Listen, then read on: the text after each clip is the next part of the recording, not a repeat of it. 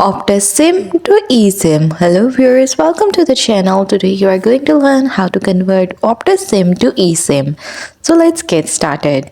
First, install the application My Optus from the App Store or Google Store according to your mobile. If you are an iPhone user, you can download it from App Store, and if you are Android user, you can download it from Google Play. Then open the application and sign into your Optus account.